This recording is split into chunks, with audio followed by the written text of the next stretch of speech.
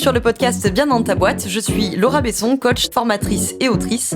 Sur ce podcast, seul ou avec mes invités, on parle psychologie et entrepreneuriat, car je crois que le savoir, c'est la liberté. Celle de devenir libre, autonome, responsable et acteur-actrice de ta vie et de ton business. Ici, on explore les défis de la régulation émotionnelle, des relations et de l'identité professionnelle, tout en découvrant des solutions pratiques pour trouver ta place sur le marché et dans ta vie. Bonne écoute.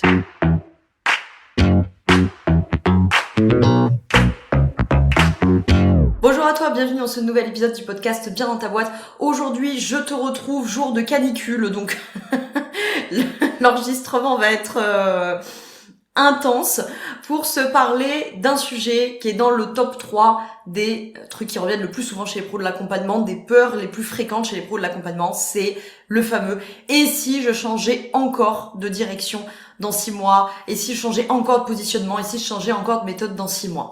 C'est vraiment dans les trucs qui reviennent le plus souvent, avec l'illégitimité bien sûr, ça je pense que c'est vraiment top of the top de la liste, le sentiment d'être illégitime, la peur de pas être assez légitime, bon voilà, tout ce qui peut tourner autour de l'illégitimité. Les trucs qu'on retrouve aussi très souvent, c'est la question du jugement, d'avoir peur d'être jugé par par soi-même, par les bénéficiaires, mais surtout par les autres, par les pairs, notamment par des pairs qu'on juge parfois plus expérimentés, parfois aussi plus académiques, plus universitaires, etc. Bon. Mais aujourd'hui, on va se concentrer sur cette peur-là, cette inquiétude, qui n'est pas toujours, qui sort pas toujours de nulle part, d'ailleurs, parce que vous avez peut-être, si vous avez cliqué pour écouter cet épisode, vous avez peut-être déjà changé 45 fois de positionnement de direction, ou vous êtes en train de vous poser cette question de ça marche pas terrible en ce moment, est-ce que ce serait pas un problème de positionnement de direction, blablabla,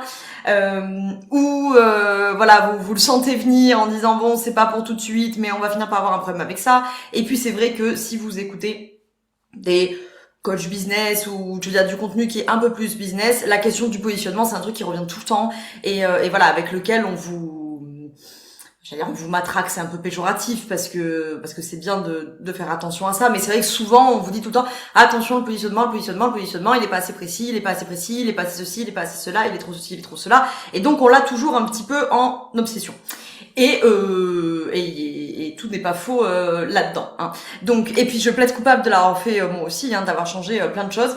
Et ce n'est pas mauvais en soi d'en changer, surtout dans le contexte dans lequel on est, c'est-à-dire d'une crise du mode de production qui est quand même très avancée, qui contracte énormément les marchés. Et donc nécessairement, sur cette contraction de marché, il faut bouger. C'est-à-dire que jouer la conservation dans une situation qui est aussi tendue, où la contradiction est aussi forte, c'est pas nécessairement la meilleure idée, ou en tout cas il faut avoir énormément de capitaux dans tous les sens du terme pour pouvoir rester dans la conservation, c'est-à-dire ne rien changer. D'ailleurs, je pense que faites un petit peu le tour de votre secteur, même des plus gros de votre secteur. Il y en a pas beaucoup qui ont joué la conservation. Tout le monde globalement s'est un peu repositionné, à changer un peu d'angle, un peu de stratégie, de moyens de communication, à quitter les réseaux sociaux, à réinvestir ceci, à changer cela. Ça peut prendre plein de formes, mais on voit bien que tout le monde se met en mouvement, même les plus gros acteurs du secteur. C'est bien normal, parce que nécessairement, la contradiction, c'est un peu, être pris entre deux leviers, comme au milieu d'un casse-noisette, vous voyez. Et donc, nécessairement, au bout d'un moment, plus la contraction est forte, plus cette contradiction s'applique à vous, plus vous êtes pris en étau entre les deux forces, plus vous allez vous mettre à bouger pour essayer de vous extirper de cette sensation-là. Bon. En tout cas, pour les pros de l'accompagnement, il n'y a pas que ça. Il y a la thématique du marché, on va s'en reparler, mais il n'y a pas que ça. Et souvent, on a, d'habitude, j'ai envie de dire, tendance sur ces phénomènes, comme là par exemple, changer de positionnement, changer de direction, à individualiser et à psychologiser, comme d'habitude, la thématique. Donc on n'a pas du tout un problème, comme d'habitude, systémique, global, structurel, non, c'est toi en particulier qui a un problème parce que tu changes tout le temps de positionnement, parce que tu changes de direction, c'est toi parce que tu es instable, c'est toi parce que tu as le syndrome de l'imposteur, c'est toi parce que je sais pas quoi, bon. Et donc évidemment, vous pouvez avoir tendance, effectivement, à l'intérioriser et à dire, en fait, c'est moi le problème, je suis instable, je ne sais pas ce que je veux, je n'arrive pas à me positionner pour de bon, je change tout le temps d'avis, je change tout le temps de cible, blablabla. Alors, au demeurant, encore une fois, comme je le répète à chaque fois sur ces sujets, ça ne veut pas dire qu'il n'y a aucun effet individuel, qu'il n'y a aucune variabilité individuelle. Soyons pas structuralistes, les amis.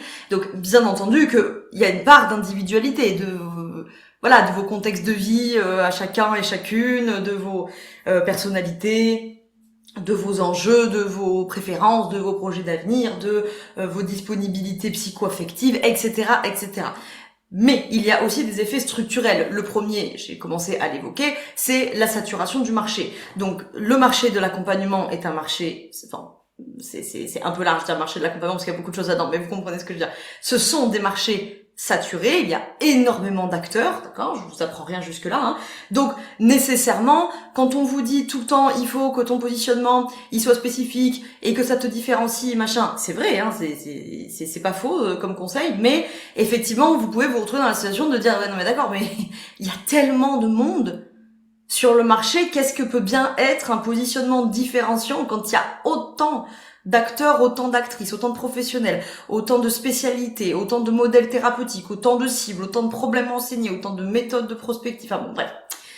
Le deuxième point structurel qu'il y a à ce sujet-là, c'est une culture.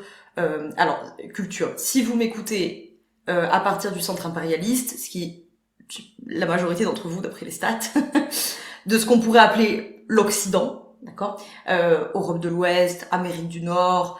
J'aime pas trop le faire en secteur géographique parce que il y a des pays qui sont de la périphérie impérialiste mais qui ont quand même la culture occidentale entre guillemets comme on dit, mais bon, vous comprenez ce que je veux dire. Nous avons plutôt une culture avec des épistémologies, des soubassements épistémologiques, hein, plutôt positiviste, plutôt relativiste et plutôt dualiste, voire franchement positiviste, franchement relativiste et franchement dualiste. Alors, si je suis en train de te parler chinois et que t'es en mode genre, qu'est-ce qu'elle raconte la dame, tu vas dans la description et tu écouteras après des podcasts que j'ai déjà fait sur l'épistémologie, tu comprends ce que je raconte. Mais traduction, ça veut dire qu'on a plutôt, nous, une culture épistémologique. L'épistémologie, c'est comment je sais ce que je sais, hein, c'est la production de la connaissance. Donc, qui est plutôt d'accumuler des techniques, d'accumuler des outils, d'accumuler des instruments de mesure. Voilà, on n'a pas une pensée moniste. Alors, encore une fois, il y a des individus qui ont une épistémologie moniste, mais je veux dire le contexte culturel hégémonique dans lequel on évolue n'est pas moniste, c'est-à-dire ne pense pas dans la globalité, ne pense pas le monde dans sa globalité, ne pense pas l'individu dans sa globalité, ne pense pas le monde et l'individu de manière indivisible, d'accord. Et le troisième point, c'est les effets structurels de votre accompagnement, d'accord. Le fait de pouvoir manquer de socle, manquer de cadre d'intervention qui est solide, manquer de posture. Or ça, on s'en a déjà parlé 25 000 fois, c'est votre territoire d'accompagnement. Donc c'est ce qui délimite le dedans du dehors, ce qui est dans l'accompagnement et ce qui est en dehors de l'accompagnement. Donc c'est littéralement ce qui définit votre place. Donc nécessairement, quand votre territoire entre guillemets d'accompagnement n'est pas clair, c'est-à-dire vous manquez de socle, le cadre, alors soit il est carrément inexistant, soit il n'est pas très très clair, la posture n'est pas solide, eh bien on a une mauvaise délimitation du dedans et du dehors, et donc nécessairement on a une mauvaise délimitation du positionnement de sa place et donc de sa direction. Donc si vous avez un marché de l'accompagnement saturé, une culture d'épistémologie, on l'a dit, positiviste, relativiste, dualiste, vous avez ces problèmes d'effets structurels dans votre accompagnement, votre posture n'est pas solide et où votre cadre d'intervention il n'est pas assez bien défini et où vous manquez de socle, plus les effets individuels, peut-être que en ce moment dans votre vie vous êtes dans une grande période de transition, peut-être que dans votre vie vous êtes dans une période de réflexion, enfin bon voilà, ça après c'est les effets individuels de chacun. Si vous cumulez tout ça, c'est sûr que vous allez faire la girouette, c'est sûr et certain. Donc nécessairement vous allez vous retrouver dans la situation de changer de direction et de positionnement tous les 6 mois. Donc je vous propose qu'on regarde tout ça en détail et qu'on commence par premier point, vous ne manquez pas d'outils. Je vous l'ai dit 25 000 fois. Je vais vous le redire, vous ne manquez pas d'outils, vous manquez de structure de fond. Si vous êtes dans la situation de changer de positionnement tous les 4 matins, de changer de direction tous les 4 matins, ou d'avoir peur de le faire ou de continuer à le faire, d'accord, vous ne manquez pas d'outils, vous manquez de structure de fond. Je sais, je radote pour celles et ceux qui connaissent bien mon travail, mais il faut que ça rentre. Donc, je vous en rappelle ma métaphore de la maison d'accompagnement. Vous vous rappelez ? En gros, imaginez que votre accompagnement, votre activité d'accompagnement, c'est une maison. Bon. Vous passez trop de temps la plupart d'entre vous, vous passez trop de temps à chercher des nouvelles couleurs pour vos volets et à repeindre les murs, alors que votre maison est construite sur des sables mouvants. Il y a une question de priorité à retravailler, d'accord? Comme cette maison est sur des sables mouvants, c'est le papier peint qui tient les murs, comme disait mon prof en psycho. Vous m'avez déjà entendu, je pense, répéter cette expression parce qu'elle m'avait marqué. Vous passez votre temps à être là, genre, est-ce que je ferais pas les volets en bleu? En même temps, je trouve que le rouge c'est mieux. Est-ce que je ferais pas un petit peu des deux, un peu rouge, un peu bleu, ou peut-être je fais un mélange des deux, je fais du violet. Vous êtes en train de vous casser la tête là-dessus, alors que littéralement votre maison d'accompagnement elle est sur des sables mouvants. Donc nécessairement, comme la maison bouge, vous êtes tout le temps obligé de changer d'axe et de repositionner parce que sinon votre maison elle fout le camp. Donc là, je veux vous épargner 183 heures de prise de tête, le pourquoi, du comment, en fait, je suis comme ça, et qu'est-ce qui va pas chez moi, et est-ce que ça serait pas un petit peu ma faute quand même, et est-ce que c'est pas moi qui suis instable, et est-ce que c'est pas un problème de position de sauveur, est-ce que c'est pas ma construction du monde, il faudrait que je refasse un tirage de tarot, arrête de te torturer, t'es juste pas basé. D'accord? La maison d'accompagnement, dans la métaphore, là, elle n'est pas basée, il n'y a pas assez de base. Elle est construite sur des sables mouvants, ça bouge tout le temps, et donc pour pas que ça s'écroule, pour pas que ça foute le camp, tu es aussi obligé de bouger tout le temps et d'être toujours un petit peu obligé de te réaxer. C'est pour ça que tu gigotes tout le temps et c'est pour ça qu'il y a toute la structure qui bouge. Ça fait 5 ans, on est en quelle année? 2026? Ça fait 5 ans que je donne la formation sur la posture. Tu sais que tu connais, j'imagine. Si, en tout cas, si tu fais mon travail depuis longtemps, si tu me découvres et que tu es en mode genre de quoi elle parle, en 2 secondes, c'est une formation donc où je forme les pros de l'accompagnement, donc depuis 5 ans, enfin depuis 2021, 2022, 2023, 2024, 2025, 2026, donc ça fait 6 ans. Vu qu'on compte 2021, bon, vous avez compris l'idée, hein, on n'est pas un an près. Justement sur ça, d'accord, sur le fait de sortir d'une pratique d'accompagnement bricolée, floue, suradaptée à une pratique d'accompagnement qui dit ok, c'est là que j'habite, c'est comme ça que je pratique, je ne pratique pas de cette manière-là, et donc j'ai une pratique qui est solide, et donc j'ai une posture qui est assise et qui est zen du coup.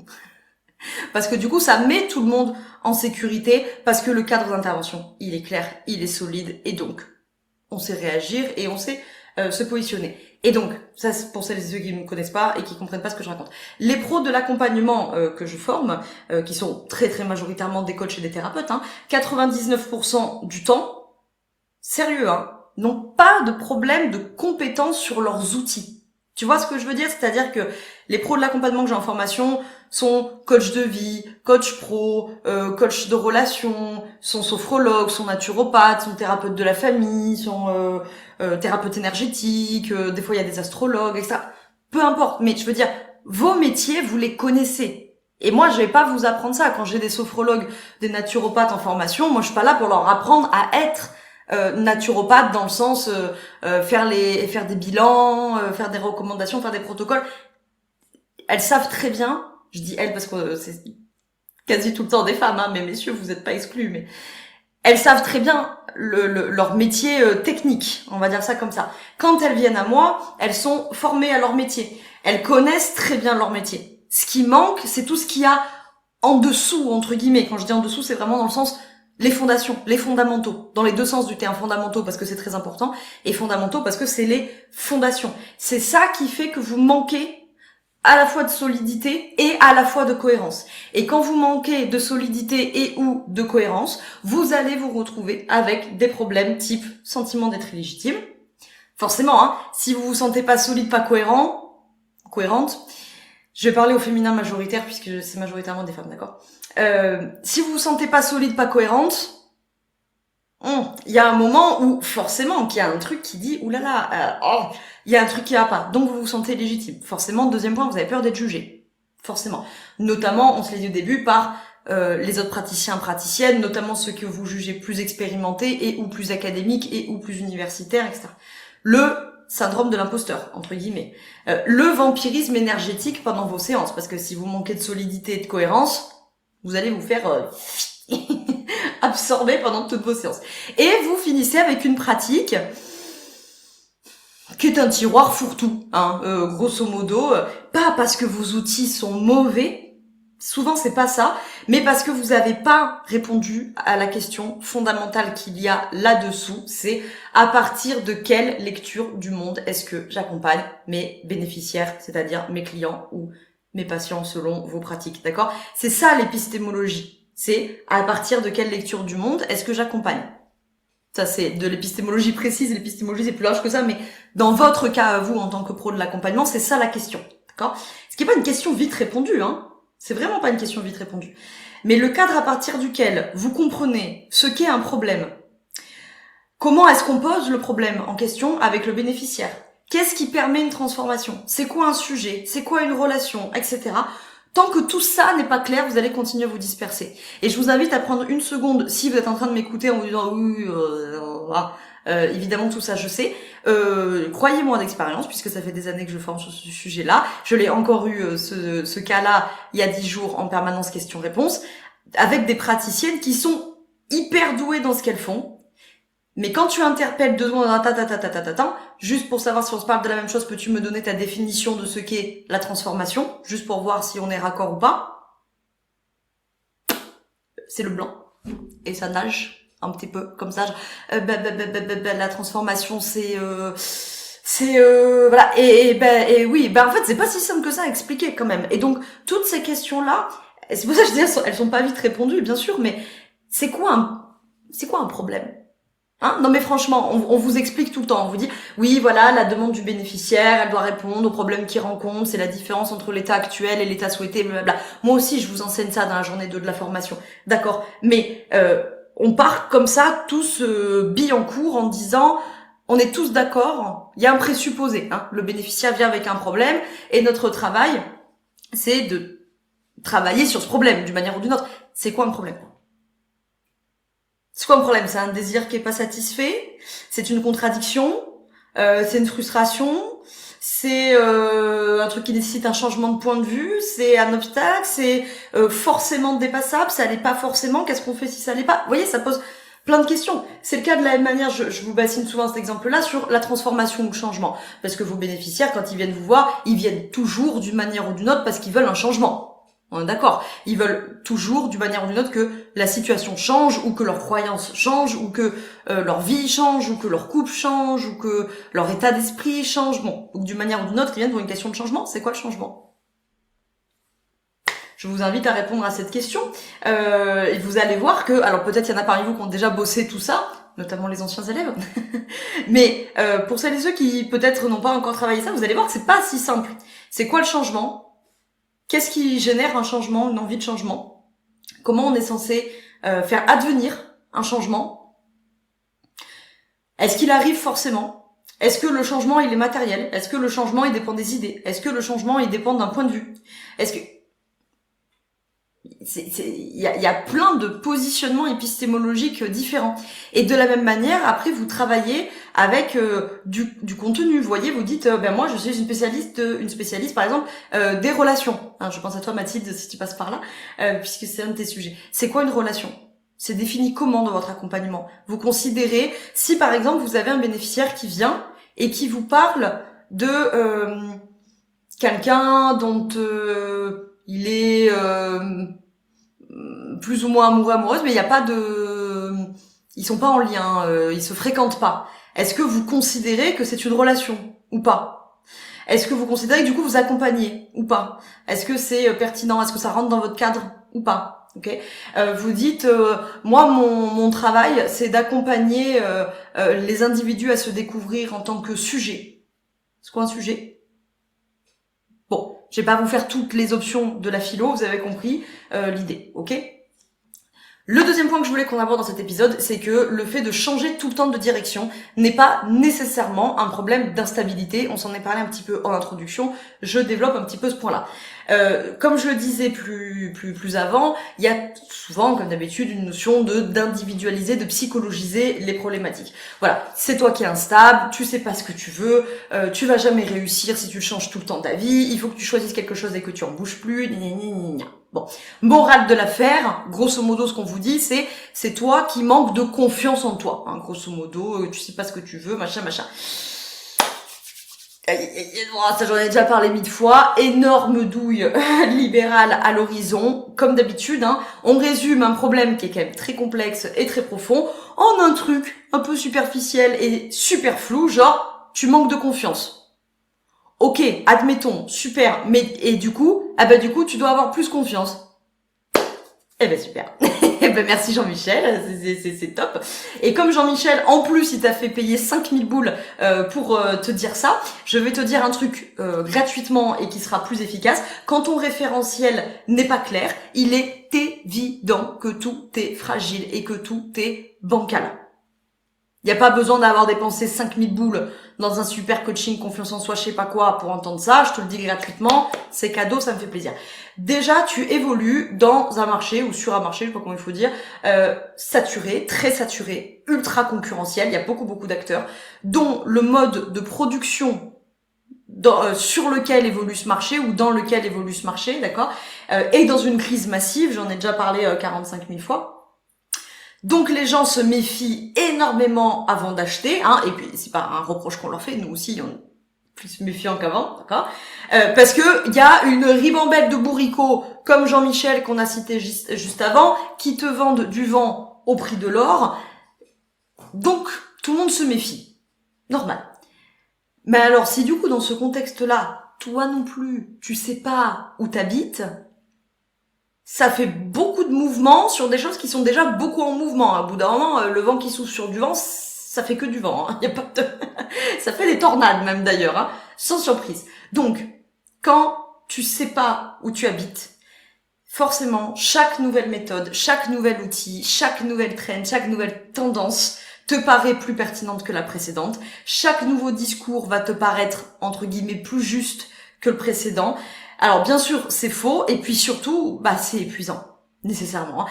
Une identité professionnelle qui est perpétuellement en chantier, c'est vraiment épuisant. C'est épuisant pour toi, bien sûr, parce que du coup, t'es tout le temps en train de tout questionner, de tout renégocier avec toi-même, de tout revoir, de tout recommencer, et on réfléchit, et la stratégie, et le positionnement, et ChatGPT, et les collègues, et tu repayes un coaching, et puis tout ce que ça génère d'anxiété, de pensée, de rumination, et si cette fois ça marche pas, et si cette fois et si c'était la bonne, et si j'ai tout investi, que de nouveau ça marche pas, c'est aussi épuisant pour ta cible.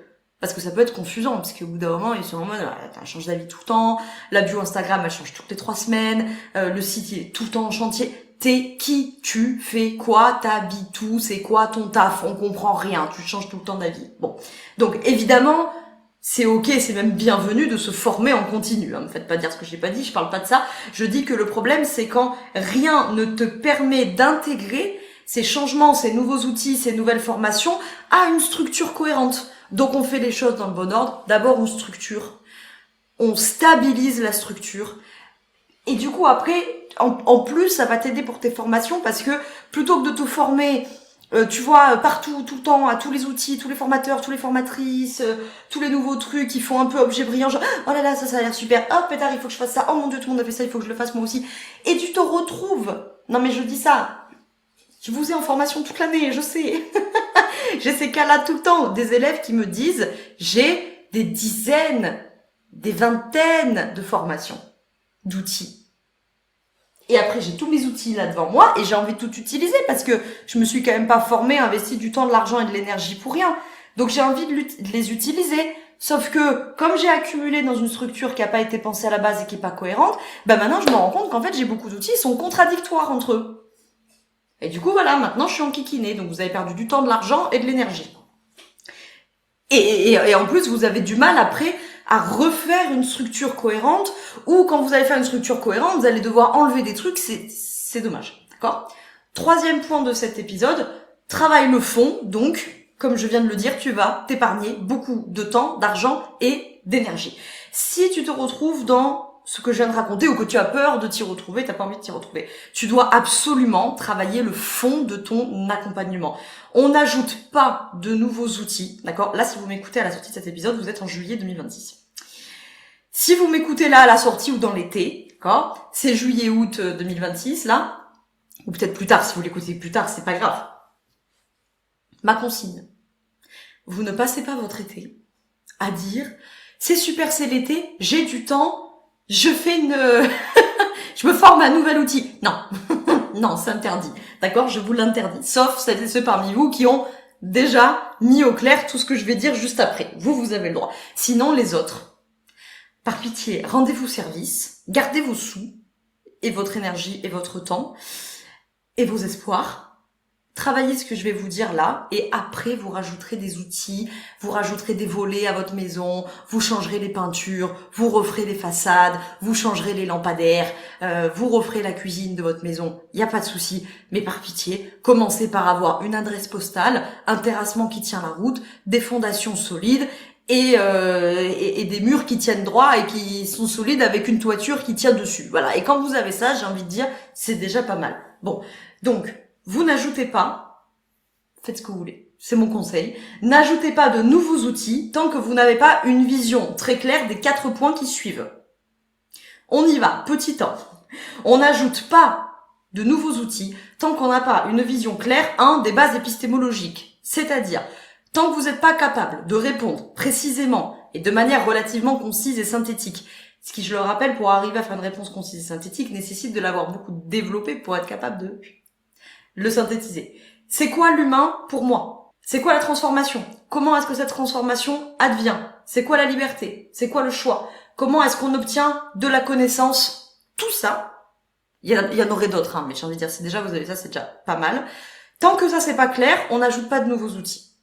D'accord? Je te mets dans la description un lien vers un épisode de podcast que tu as peut-être déjà écouté si tu suis mon travail, mais que tu n'as peut-être pas écouté si tu me découvres ou que tu les écoutes pas nécessairement tous les uns à la suite des autres, sur l'épistémologie pour t'aider à éclaircir ces sujets. D'accord? Deuxième point, le cadre d'intervention. Donc c'était, on n'ajoute pas de nouveaux outils tant que on n'a pas mis au clair ces bases épistémologiques. Au moins, à minima, vous avez dégrossi le truc. Deuxième point, votre cadre d'intervention. Qui j'accompagne pas, quel sujet je traite, quel sujet je ne traite pas, quelles sont mes conditions d'accompagnement, lesquelles sont intouchables, lesquelles sont conditionnelles, si elles sont conditionnelles, quelles sont ces conditions, etc. Troisième point, votre référentiel d'accompagnement. Ça, je vais passer vite parce que pour le coup, là, ça dépend de votre métier. D'accord ? Donc mon référentiel à moi, par exemple, ça va être la systémique. Il y en a parmi vous qui m'écoutez, votre référentiel c'est la psychanalyse, pour d'autres c'est la TCC, pour d'autres c'est les humanistes, pour d'autres ça dépend de vos métiers. Je peux pas trop vous donner des exemples. Peut-être que chez les sophrologues il y a des référentiels. Je sais que chez les astrologues, par exemple, il y a des astrologues humanistes, il y a des astrologues je veux pas dire de bêtises. Vous vous offusquez pas si je dis de bêtises. Qui accompagnent avec de l'astrologie sidérale, de l'astrologie tropicale, etc. Bref.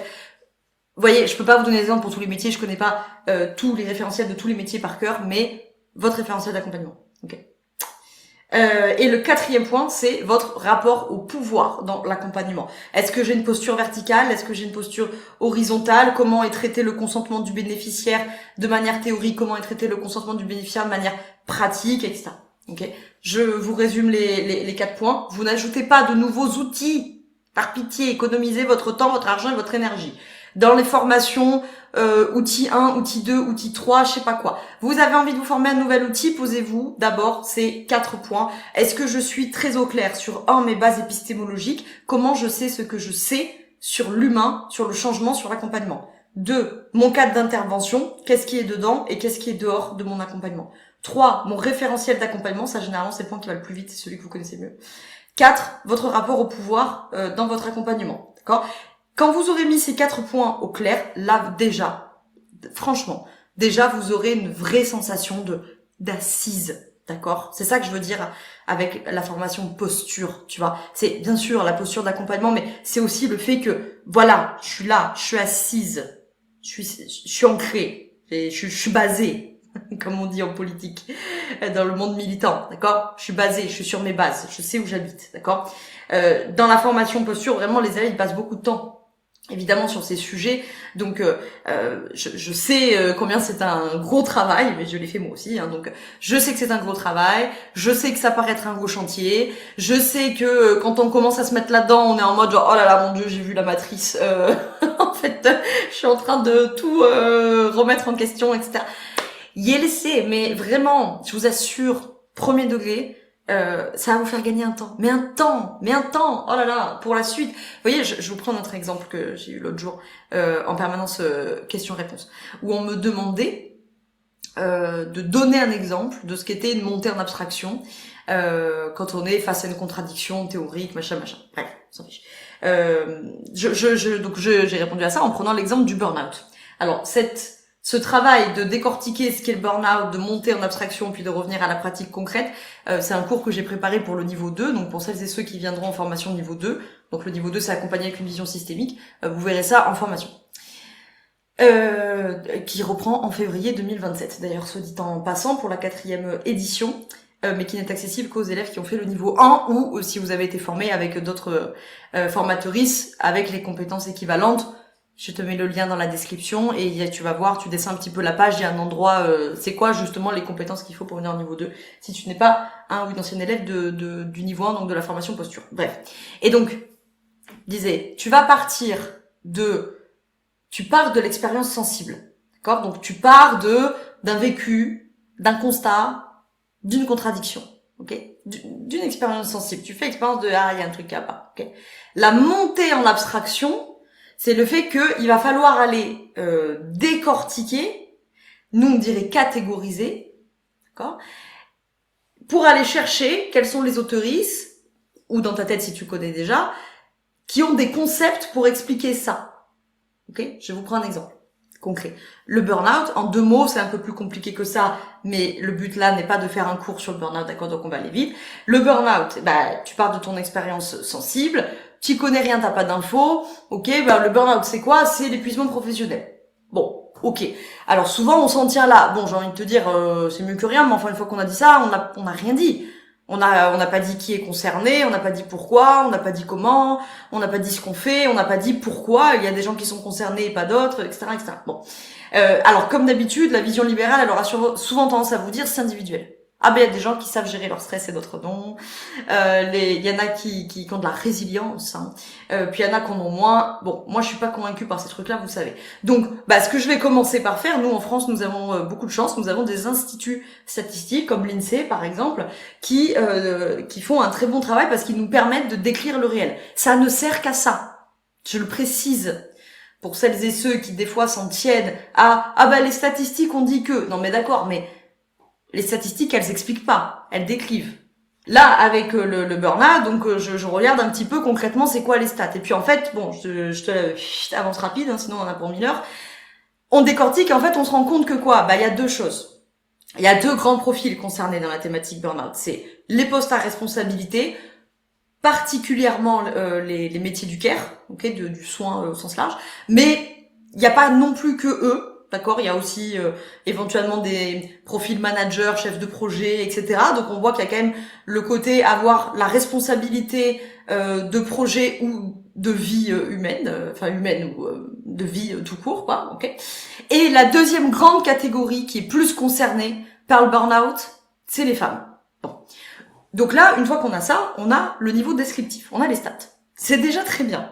Mais si on s'arrête là, bon, on a décrit le réel, c'est mieux que rien, mais on n'est pas allé beaucoup plus loin. Là, la montée en abstraction, c'est là que vous devez faire intervenir vos concepts pour comprendre. Moi, par mon épistémologie, ce qui me saute aux yeux tout de suite, c'est la thématique du travail nécessaire. C'est-à-dire le travail qui ne peut pas ne pas être fait.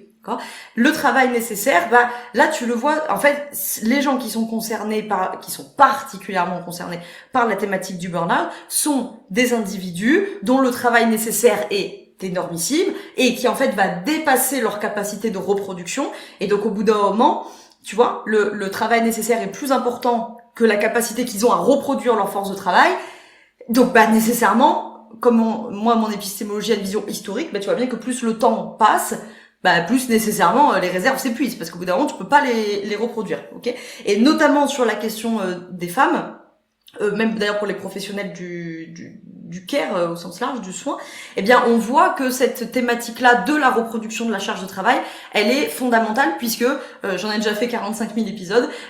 C'est les femmes qui ont la charge de la reproduction dans le pays et qui est un travail non rémunéré. Okay. Reproduction, faut l'entendre, c'est pas juste la reproduction biologique, c'est la reproduction de la force de travail d'elle-même de tout le monde, hein, de toute la société, et la reproduction effectivement aussi des enfants, puisqu'ils ne peuvent pas se reproduire tout seuls. Ce sont des petits êtres qui peuvent pas se reproduire eux-mêmes pendant un long moment. Bon, là je te passe la fin de l'analyse, on verra ça dans la formation niveau 2 pour celles et ceux qui viennent. Là, ce qui m'importe, c'était de t'illustrer le fait que pour faire ce travail-là de compréhension, je vais donc chercher dans mes concepts. Si ton épistémologie, elle est pas claire, tu fais comment? Tu fais comment quand tu es confronté à une réflexion sur ta pratique et tu arrives face à une contradiction, et là, il faut aller mobiliser des connaissances. Mais alors, c'est normal que t'aies pas les connaissances de tout le temps, partout, sur tous les sujets. Enfin, je veux dire, à un moment donné, tu n'es pas une encyclopédie vivante. Donc, voilà, moi, le burn-out, c'est pas mon sujet de spécialité. Je suis pas du tout une experte du truc. Donc du coup, il faut bien que j'aille chercher des gens qui, eux, ont déjà réfléchi ces questions-là. Bon, d'accord. Mais alors, si ton épistémologie, elle est pas claire, tu vas chercher où? Partout? Dans toutes les épistémologies, dans tous les auteurs, dans toutes les autrices, dans toutes les options. Et donc, alors déjà, ça va te prendre un temps de zinzin, déjà. Et surtout, à la fin, tu arrives nécessairement avec une explication qui est peut-être pas catastrophique, mais qui est quand même pas terrible, parce qu'en fait, elle mélange trop de visions du monde, tu vois. Et donc, tu te retrouves avec quelque chose qui est, alors, soit foncièrement catastrophique, soit qui n'est pas catastrophique. Comme on dirait, il y a du vrai dans l'erreur. Voilà, c'est-à-dire, tout n'est pas faux là-dedans, mais en fait, c'est pas cohérent. C'est pas cohérent, du coup, c'est pas solide. Du coup, comme c'est pas solide, toi, tu le sais, tu le sens. Du coup, t'en parles pas avec la solidité de quelqu'un qui dit voilà où j'habite, voilà ce qu'on sait, voilà les concepts que j'ai mobilisés. Je suis ouverte à la critique, y a pas de problème. Par contre, je sais où j'habite. Donc ça, je l'affirme. Ça, j'ai un doute. Ça, je sais pas. Et ça, je suis sûre de mon coup. Et des fois, vous tomberez face à des collègues qui seront meilleurs que vous et qui vous mettront en échec sur ce que vous savez, et c'est pas grave, c'est comme ça que vous allez avancer. C'est cette contradiction qui va dire en fait il a raison, donc du coup je révise mon positionnement. Il y a pas de problème, c'est comme ça qu'on évolue. Mais par contre, si vous n'êtes pas positionné parce que vous savez pas où vous habitez, déjà vous allez jamais être contredite. Ça déjà, petite astuce que je vous donne, quand vos collègues ne sont jamais bénéficiaires, que sais-je, ne sont jamais capables de s'opposer à vous, c'est que vous dites rien de pertinent. Si on peut pas vous donner tort, c'est que vous avez rien dit de très clair, grosso modo. Hein. Ça déjà, ou alors vous avez dit de banalité affligeante du type c'est pas gentil d'être méchant. Bon, ok. Deuxième chose pour revenir à ce que j'étais en train de raconter, c'est que voilà, vous allez pondre une analyse qui aura sûrement du vrai dans l'erreur, mais qui est pas très solide, pas très cohérente. Et comme j'étais en train de dire, si c'est pas solide, pas cohérent, puis je l'ai dit plus avant dans le podcast, voilà, vous vous sentez pas légitime parce que vous sentez bien que tout ça n'est pas très costaud, n'est pas très cohérent, vous allez pas trop oser prendre la parole là-dessus, en faire, je sais pas moi, des podcasts, des newsletters, que sais-je, ou vous allez toujours être dans la peur que quelqu'un vienne vous retoquer, de pas savoir quoi répondre, et vos bénéficiaires ou vos prospects, vos abonnés, ils le sentent aussi, que c'est pas mauvais, mais c'est pas basé. Et quand le marché il est aussi saturé que ce qu'il est, vous avez besoin de vous démarquer. Et pour vous démarquer, il faut que ça tienne un peu la route. Parce que, encore une fois, je caricature, mais vous comprenez ce que je veux dire. C'est que si vous êtes pro de l'accompagnement, vous êtes thérapeute, vous êtes coach, et que grosso modo, tous vos posts Instagram consistent à dire c'est pas gentil d'être méchant, mais évidemment que tout le monde vous aime bien. Évidemment. Voilà, vous avez dit quelque chose, 98% des gens sont d'accord avec vous. Par contre, vous vous démarquez pas beaucoup. Voilà, vous avez dit un truc, c'est ce que je disais, qui est pas catastrophique, qui est pas faux, qui est pas mauvais, mais qui, voilà. Alors, si tu veux travailler sur tout ça, deux choses à te proposer. La première option, il fait une chaleur à crever. Hein. Si vous m'écoutez au moment où j'espère que quand vous m'écoutez, on n'est plus dans la calcul. que ça a commencé à redescendre cette température parce que, en même temps, qui aurait pu prédire qu'il ferait de plus en plus chaud d'été en été. Bon, alors la première option, si tu veux creuser ça, petit investissement, petit tarif, petite énergie, c'est les replays de l'immersion posture, donc qui s'appelait reprendre la main sur ta posture. Donc c'était en octobre 2025. Donc vous pouvez acheter les replays. De ça coûte 47 € d'acheter les replays. Donc ça va te permettre de clarifier tous les sujets là qu'on a évoqués pour arrêter de te perdre, pour retrouver de la clarté. Donc c'est les replays des 3 lives, plus le cahier d'exercice pour t'exercer. Plus il y a 4 replays de masterclass qui sont offerts aussi en bonus. Donc ça te fait pas mal de choses quand même. Donc moi ça je pense que voilà, si tu étais présent à l'immersion d'octobre 2025, ne le rachète pas. Tu as gardé l'accès, d'accord? Pour les autres, tu vas dans la description, tu peux acheter ces 3 replays plus les 4 masterclass plus le cahier d'exercice, 47 €, c'est pas un budget énormissime, t'as de quoi bosser cet été. Je pense que déjà le temps de faire les 3 replays, les 4 masterclass, remplir le cahier d'exercice plus toutes les réflexions que ça va générer, pas mal.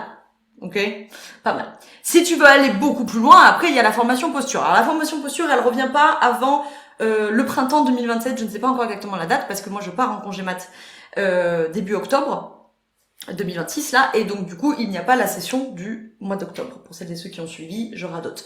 Donc on reprend au printemps, c'est plus français Laura, au printemps 2027. Donc de 2 choses l'une. La première, c'est que si ça t'intéresse ou si ça peut t'intéresser, le conseil que j'ai donné, c'est de t'inscrire sur la liste d'attente parce que ça c'est gratuit. C'est sans engagement, c'est juste que du coup tu recevras un mail quand j'aurai calé la date pour dire coucou, la formation posture elle revient sur tel format, à telle date, de telle date à telle date, voilà, comme ça au moins tu loupes pas les infos, et si d'ici là ça t'intéresse plus, tu cliqueras sur ceux des abonnés puis tu auras plus le mail. Donc ça c'est la meilleure chose à faire. Si ça peut t'intéresser, tu t'inscris sur la liste d'attente, le lien il est dans la description. Et la deuxième chose à dire, la formation posture, si ça peut vous intéresser, ça pour le coup, là c'est le summum du summum, c'est-à-dire que tout ce qu'on s'est raconté aujourd'hui, vous allez le voir.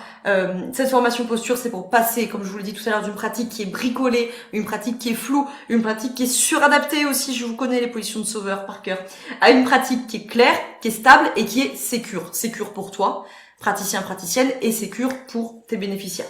Donc tu l'as compris, cette formation posture, c'est pas des outils.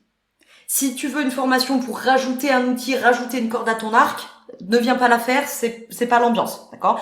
Cette formation, c'est si tu sens que tu as besoin de retrouver de la cohérence dans ta pratique, de la solidité, de la lisibilité dans ta pratique et une posture, bien sûr, qui s'effondre pas tous les 4 matins au gré des nouvelles angoisses et des nouvelles tendances de ton secteur. Ok. Là, si tu es dans ce cas, alors effectivement cette formation, ça peut vraiment être un tournant pour toi, puisque vraiment le but c'est de faire ou de refaire les fondations de ta fameuse maison d'accompagnement pour que tu aies vraiment un truc solide. De toute façon, vous ne pouvez pas rejoindre cette formation sans l'appel découverte, sauf si vous êtes, bien sûr, si on se connaît, si vous êtes des anciennes du coaching ou des trucs comme ça.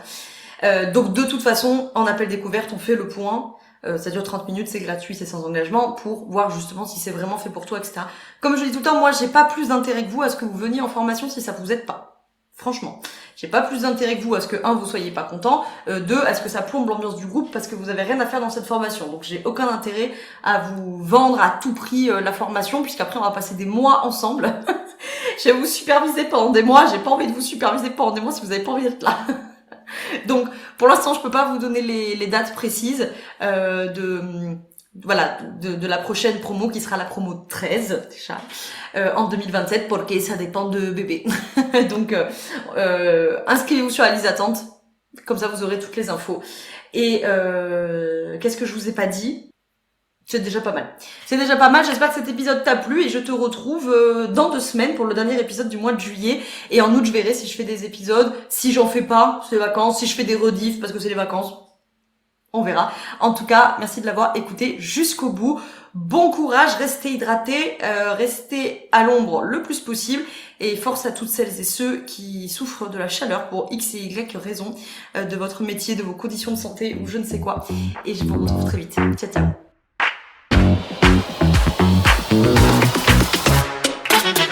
Je te remercie d'avoir écouté cet épisode jusqu'au bout. Tu peux retrouver l'ensemble des informations et des liens en description de cet épisode. Si tu as des idées, des suggestions ou si tu as tout simplement aimé cet épisode et que tu veux me le dire, direction Apple Podcast pour laisser un commentaire et 5 étoiles. C'est ce qui permet au podcast d'aider plus de personnes et ça permet aussi de me soutenir.